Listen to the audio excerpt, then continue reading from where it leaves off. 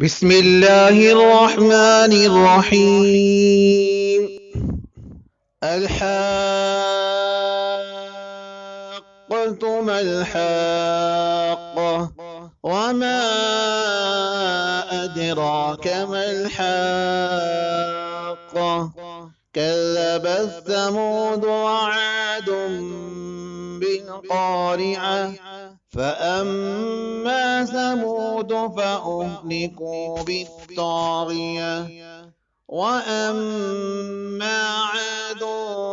فأهلكوا بريح صرصر عاتية سخرها عليهم 7 ليال و8 أيام حسوما فترى القوم فيها سرعا كأنهم أعجاز نخل خاوية فهل ترى لهم من باقية وجاء فرعون ومن قبله والمؤتفكات بالخاطئة فعصوا رسول ربهم فأخذهم أخذة رابية إنا لما طغى الماء حملناكم في الجارية لنجعلها لكم تذكرة وتعيها أذن واعية فإذا نفخ في الصور نفخة واحدة وحملت الأرض والجبال فدكتا دكة واحدة فيومئذ وقعت الواقعة وانشقت السماء فهي يومئذ واهية والملك على أرجائها ويحمل عرش ربك فوقهم يومئذ 8 يومئذ تعرضون لا تخفى منكم خافية فأما من أوتي كتابه بيمينه فيقول هاؤم اقرءوا كتابيه إني ظننت أني ملاق حسابيه فهو في عيشة راضية في جنة عالية قطوفها دانية كلوا واشربوا هنيئا بما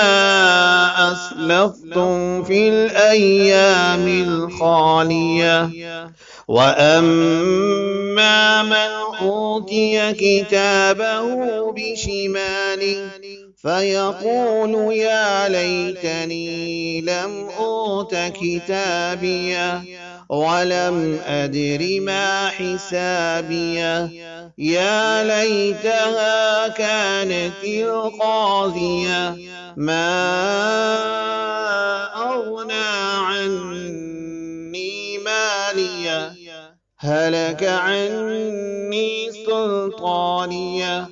خذوه فغلوه